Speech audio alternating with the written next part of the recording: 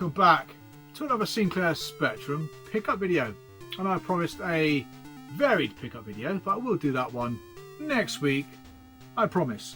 I got a few games in the post, obviously being delayed and all that, so I can make that video next week now. So I look forward to doing that. And the last video I'll probably do pickup wise is probably around Christmas time, looking at some of the highlights for me personally over the previous 12 months in the wonderful world of pickups. Got a game for the CD32, a couple of games for the FM Towns, recently received a Commodore 64 cartridge. Now, I never thought I'd see that cartridge ever in my life, but it came up. I am missing a few other cartridges as well that I've just found out, which I don't know if they've got a release in the UK or may have to just go and get them from Spain, but they're not the sorts of cartridges that show up very often. In fact, they're some of the most difficult game system cartridges to find, or game system branded cartridges to find for the Commodore 64. So yeah, the quest continues. But yeah, I had a bundle of games through yesterday. Probably the most horrific looking batch of games I've ever seen in the 28 years I've been collecting retro games for.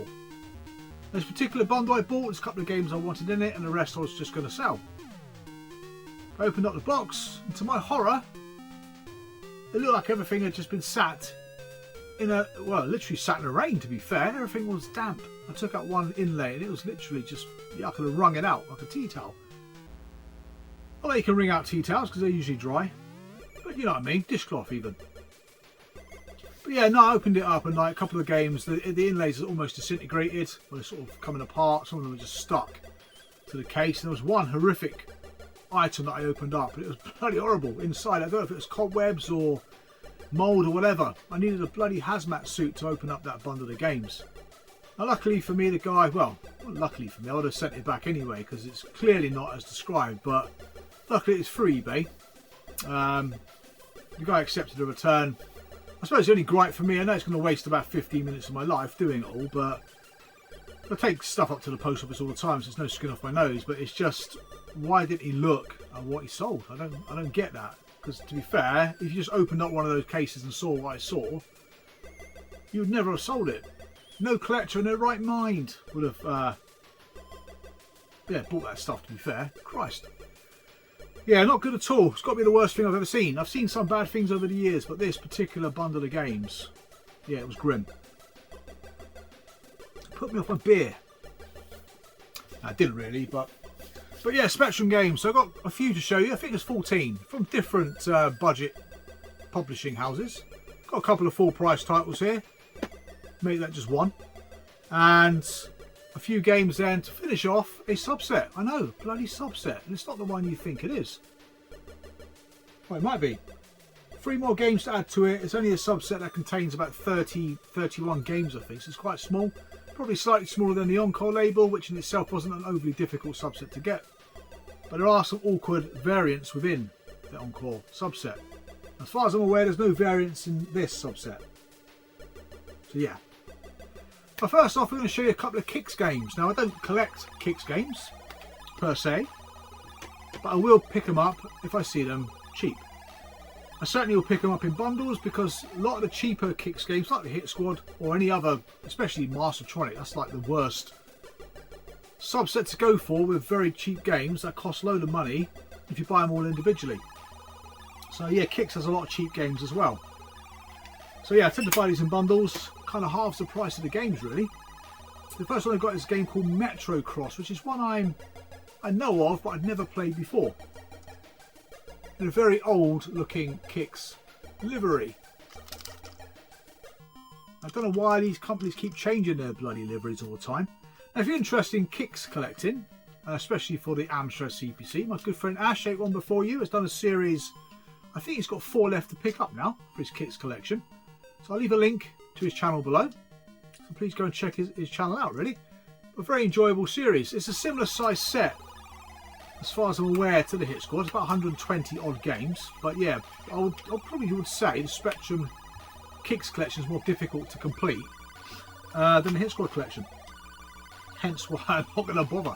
I'll pick them up as and when, but yeah, I'm not going to challenge myself to that. No chance. It's bad enough helping Ash try and find his stuff. But yeah, Metrocross even, I thought it was on skateboards. Oh, darling. I thought you literally skated your way through the level, but it's not the case. You find a skateboard through levels though, but you kind of run, avoiding tiles on the floor that cause you harm. Either slow you down, blow you up. At the same time, you're picking up what looks like to be cans of drink, but I can't really tell what they are on the Spectrum because it's all a little bit monochrome. But yeah, disappointed by it, but I have seen better versions, and I found out there's an ST version of it. Yeah, it's quite a nice surprise actually. I'd love to have that on the ST, because it probably will look more akin to the arcade. Bear in mind the arcade came out about 1982. Next Kicks game, final one I'm going to show you in this particular video, is a game I had back in the day. Really enjoyed this one actually. That's Road Blasters. The specky version does suffer with some slowdown though, especially when you get to the end of the race. The road becomes one massive grid and it just slows down to a crawl. But I didn't realise back in the day as well that there was a multiplier. So you had to shoot the cars once to increase your multiplier. The more your multiplier was, the more points you got, the more reserve fuel you got as well. So I didn't know that back in the day because I just didn't have the patience to read instructions. A bit like today really. But I discovered it and can play the game a lot better today than I could back in 1988. But yeah, good game. But it is better on other systems. So that's it for the Kicks games. The next lot is Mastertronic. Again, plugging my way through those. There are some very difficult standalone titles, especially those Master Adventure games. Now, I've got 3 of them. I think there might be 5 I've seen inlays for. 6th one I've got a question mark, and there's 2 that are MIA as well. So, yeah, it's not something I'm holding that much hope for, completing that set. I'm going to go for the standard compilations, but you can buy compilations. They come in packs of 3, but I know people do them. Find 3 Mastertronic games and make their own pack of 3. I don't quite know why you would do that, but just confuses a already confusing situation. There were 3 packs released by Tesco, WH Smiths and stuff like that, so there's loads of different opportunities to pick them up like that. Even Woolies I think used to do the same. So forget all that crap, I'm not even bothering with that, but I know like die-hard Mastertronic collectors will be looking for them. But I want all the normal compilations, like the Mega Play games and stuff like that. Recently picked up the Light Gun, which contains 4 or 5 games that are listed in World of Spectrum. Might only be 3 games actually, but yeah, I do have that now. But it's quite a confusing label to collect for. There's lots of games that are MIA, lots of games that are listed, but there's no evidence they exist. So yeah, I'm just going to keep going through it because it's a rather large set of about 300 titles. This one is actually a Spanish game originally. Now I didn't realise Mastertronic, like Kicks, released Spanish games. It's called Rogue. It's an RPG of the most basic variety. It looks like, well, it doesn't look like anything really. When you're looking at it, it looks like a crossword, to be fair. But it plays like Hero Quest. It's just the graphics are extremely basic. So I managed to kill 2 things and that was it really. I don't think I'll ever go back to this game ever again, I've got to say. But yeah, it's quite not an obscure one, that's the wrong word. It's not an easy one to find, it doesn't come up a lot. But I can see why. Again, it's in the later livery, which looks very similar to the MAD later livery and the Mastertronic Plus. So it's all a bit messy. But it's Rogue. If you like that sort of thing, you like games that look like crosswords, that's one for you. Next up we have a text adventure. The only text adventure I got in this batch of games, thankfully. I do like the artwork for this, and I never knew this game was a text adventure. It's called Play It Again, Sam. I don't think I'll be playing this one again, Sam, to be fair, but yeah, it's just a text adventure. I don't believe that's got graphics. The bit I was on didn't have any graphics at all. I managed to pick up the phone, answer it, put it down, do something else, which is probably the most I've done in an adventure game since I got Waxworks with my Spectrum 48K Plus. Yeah, I always want to get into them because they're probably really good little stories and stuff, but to be fair, I don't know how many different types of words you got. It just says inputs can include nouns, verbs, adverbs and adjectives. So it's a very specific list then, isn't it? Bloody hell, no wonder you don't complete these things. But yeah, nice to have it. I do like the artwork for that. It's pretty cool. Pretty basic, but I like it. Then we got another game by MAD. These two are, I think they're highly regarded Mastertronic games. Never played either, to be fair. When I had my 128K plus 2 back in the day, like many others, I guess, when you loaded the game up and you had that bonus AY chip music, it just put a little smile on my face. Something extra for us 128K owners. So that bloody horrendous beeper chip noise. This one is called UCM, or Ultimate Combat Mission. I know many of you guys would have got these games in newsagents back in the day, or Woolies. I used to get quite a few of these from Woolies, actually. But yeah, I know people have got very fond memories of Mastertronic games. But yeah, UCM reminded me a little bit of, say, Akari Warriors, top-down shooty affair. Just got to avoid drops. So you've got little tiles that are blacked out. If you go through them, you die. But yeah, again, it wasn't a great-looking game, but it seemed to run okay, to be fair. It seemed like quite a decent action game, but it's just, yeah. I don't know if you guys have got any good memories of these games, but it's not something I would go back to be honest with you. UCM, next one we got is a game I can't really pronounce. Another isometric game. What is it with isometric games and bloody text adventures? Amarote? Is that Amarote? Again, highly regarded for some reason. Good, gorgeous graphics though, gotta say. All in monochrome unfortunately, but the graphics are really nice. Now it's reminding me at first glance to Glider Rider. Now Glider Rider I'd load up just to listen to the music. Sod the gameplay, I didn't know what the hell to do. But yeah, you just go around doing stuff. It's about all I can describe really. Tell you what, when I start running out of pickups to show, I'm going to start playing some of these old games. I tend to play a lot of games I used to play back in the day, to be fair. I don't really sort of venture off and play games I'm not used to. I should do that. I should explore some of these games. There's probably some very good games out there. But yeah, all got to do with insects. Have you guys played Amarote? I don't know. Right, final Mastertronic game. This is under the Ricochet label. Now, I didn't realise that Ultimate Play the Game released a lot of their games under the Ricochet label. And this is a very famous one called Alien 8. Only a couple of quid that was. I was expecting that to go for a bit more.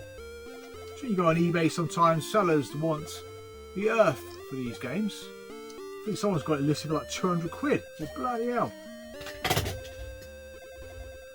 The obligatory chuck the tape on the floor session. There we go, Alien 8. Again, another isometric game. This one actually looks quite good. I managed to see about 4 screens, so that was enough for me. But yeah, it does look okay. It just takes a little bit of time, doesn't it? Just to readjust to the controls. I think if I had more time, more patience, I would definitely play some more of these games. But you know when you sort of jump and you kind of completely missed where you wanted to go every time? It's just bloody annoying. The one game I played, it might have been this actually. Or it might have been something else. You sort of go up, and you have to rotate yourself and then jump. But the direction you're jumping isn't the same way you're facing. I don't flip it though. That's what I mean, these games do your bloody head in. I haven't got the best hand-eye coordination at the best of times, so when it comes to 3D isometric things, bloody hell. Right, alternative software. No. I've got a full price game. The only full price game I'm going to show you, that's a re-release. Oh, another Spanish game. And believe it or not, it was re-released again by Gremlin in a bigger double dual case. Now this game I quite liked. Some games I look at and I think they're quite intriguing. This one just looks fun. West Bank, with the original Spanish artwork by famous Spanish games illustrator. I always forget his name. Asprey? I can't remember his name. But yeah, now this game here, I think I've seen it before, but I don't know if I've seen it in the arcade. I don't know if this is an arcade conversion or some form of rip-off of an arcade game, but the door's open. Either a baddie comes out with his gun or a lady comes out and a baddie doesn't have a gun. So you've got to shoot the people that have the guns. You've got to go along 12 doors and you've got to, the people with the money, bags of money, drop their money in a slot. Once all 12 slots are filled up, job done. Yeah, pretty straightforward game really. The sort of further you go into the game though, the more frantic it becomes. But I did like that. I've got to say, I didn't realise I didn't have the small box version. I had this on my list. I didn't realise I was even looking for it, to be fair. It came in a bundle with some of the other games I've shown you here today. Now we're on to alternative software. Picking away at this is a very large subset, as I've said before. Many subsets within the alternative label. Saw one the other day. I was looking for something on eBay, come across a game that I haven't got on the Summit label. 1 minute's there, next thing it's gone. You just hate it when that happens. The thing is, I think sometimes people, well, I know people will get offered a price for a game, and I think sometimes they're probably just a little bit too quick to sell it, because there's people like me lurking around wanting these games as well. Lunatics. Right, first up is Confusion, alternative software. Now this one reminded me a little bit of games like Loops or Pipe Mania. So yeah, I didn't really know what I was doing, because you are a black square and you kind of move across this maze. That's not even a maze, is it? A load of wiring. So basically you've got a fuse which needs to reach its destination to detonate a bomb. Now you're the person who needs to make sure that fuse doesn't have any breaks in it. So whatever I did, I reconnected the fuse wire so the bomb blew up. I certainly was confused with that, but yeah, it's alright, to be fair. It's alright little puzzler. I can imagine that one gets very hard very quickly. I think at some point you have 4 bombs or 4 fuses going off at the same time. A bit too much for me, I think.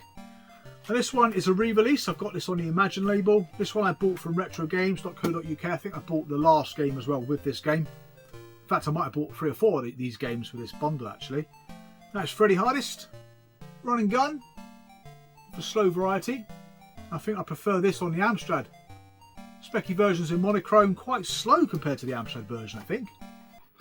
This you go from left to right, jumping over crevices, shooting things and ducking under things. That's about all you do. I played this for about 15-20 minutes. I quite like it. It's just, yeah, I found the Specky version a bit slow. I'm not sure if he's some kind of Spanish superhero. I don't know. But I discovered this game, there's some kind of variant of this on the Amiga, which only got a Spanish release, but I'm not sure if it's the same game. I can't remember what it's bloody called. It's called Freddy Hardest somewhere, or Go Somewhere, I don't bloody know. But yeah, apparently it's a very bad game, but I'm just interested to see what it even looks like, what the cover looks like, what the artwork's like. Yeah, I find some of the Spanish games have some fantastic artwork, to be fair. So yeah, it's Freddy Hardest. And the last alternative game is a game that was... There's 2 of these games released in a very old style livery. So you've seen the modern livery, or more modern livery. These are one of some of the very early alternative re-releases. Now the game originally came out in 1983. Alternative then released it in 1986, then re-released it subsequently in the later livery, which is one I don't have actually. That's Phoenix. I was playing words there. The arcade classic, Phoenix. I can't remember who originally released it, but to be fair, it looks like a decent little Phoenix clone. A little bit jumpy in places, but for a game that got released in 1983, it actually looks pretty good. Got quite far in it. It's one of those games that really kind of like picks up pace very quickly. Even the Atari version I got called Demon Attack is better than the Atari released version of Phoenix, I think. Yeah, no, Demon Attack's cool. One of those lovely Ant Harper shiny boxes. I just see Anthony there with his little eyes twirling around, mesmerised by the shiny box. But you've got Phoenix and you've got Henry's Horde, which came out like this. Henry's Horde is also got a re-release. I do have that one, but again, yes I do. I have the original one like that and I have the re-release, but I don't have Phoenix re-released. It's a bloody minefield, isn't it? All these poxy subsets. Right, speaking of subsets, we're now on to the subset which I've completed. Last 3 games came up relatively quickly, within about 3 or 4 weeks of each other. One was a bundle, one was an auction, one was a buy it now, which was quite lucky because it literally just got listed. I wouldn't say it was cheap, but it wasn't as bad as it could have been, to be fair. So first up we've got Wacky Races. Now this came up, I offered the guy I think £15 best offer. I think he rejected it, or may have left it. But anyway, I got it. I think I got it for about £24 in the end, or £25. That's Wacky Races. As soon as this one sold, another one came up. Always a bloody way, and that one sold for £26. That's what I mean. So you end listings early because someone's made you an offer. The chances are the offer's probably usually lower than what the game may go for. It's a telltale sign it's worth something, isn't it? Unless you offer an obscene amount of money that you can't say no to. But yeah, more often than not, you'll probably get more than the offer that's been given to you. But yeah, Wacky Races, based on the TV series cartoon. I used to like it actually. Dick Dastardly, isn't it? What's his name? Muttley. The game itself is a bit lackluster. It feels a little bit unfinished. Apparently this game was originally going to be released in colour. God knows what that will look like on the Spectrum, to be fair. But yeah, it's a platformer. I think of like Wheelie on the Spectrum. If you remember Wheelie, just like a more modern version, but not as good. Graphically looks okay, but yeah, gameplay wise is a bit boring. But yeah, it's a shame really. One of the last games they released. So I think they may have released these in conjunction with the later games by High-Tech Premier, which was a more expensive label. I think they sold those games at $6.99, because these games may have been $2.99. Right, the next one I got was in a bundle. There's a Spectrum and a few other games in there, but I was after this one. Spectrum would have probably got most of the money back for the bundle. And that is the Jetsons, or Jetsons the computer game. Got this on the Amstrad in better nick. This one unfortunately has got a bit of concave action going on. So again, it's nice having these games, and I can use them as fodder to upgrade. The game itself, you just go through different screens. I'm not actually sure what you're supposed to do. I keep getting to one screen and falling down the holes and ending up in the same place all the bloody time. It's like what hole you fall down, you end up in the same screen. So yeah. Again, need to just read the instructions and play it properly, but my first initial reaction was a bit disappointing really. But yeah, I'm not sure. I mean, I've seen a copy of this go for about £30 to £40 before, which I think is about the normal price for this game. It's not cheap. Screenshots from the Amiga and the Commodore 64. Yeah, that's it really. That's the Jetsons. So that's the second to last high-tech game that I needed. The final one is Potsworth & Co. This one came up as a bike now. It's in lovely condition, with one exception. One of the corners had blown, or has blown, I should say. I've taped it back up for a minute. I'm not doing all that bloody gluing malarkey, but yeah, unfortunately it's got a bit of damage there. But it's a shame though, because other than that, it's in really nice condition. Yeah, that's street clean. But yeah, it's based on a cartoon series, I think, but I'm not really sure what it's about. You don't play as the dog, which I think the dog is the main character, but you do play as a little girl. Nice graphics though, nice platformer, nice music, nice presentation actually all round. I thought it was a very good little game. Out of the games I played there, besides Roblox, I think I played this more than the others. But yeah, I think this one set me back 40 quid. Again, if that's a good price or not, time will tell, but I think it does go again, that sort of price. That's it. So yeah, really pleased to finally have the last 3 high-tech games. There is an end in sight to these subsets. So Encore's done, high-tech's done, Ocean I've finished off. It's just all the rest really, isn't it? Gremlin, Domark, Mastertronic, Alternative. I don't know. The list is endless, isn't it? Anyway, thank you very much for watching the video. Thank you very much for subscribing. I'll see you guys again real soon. So take care and bye for now.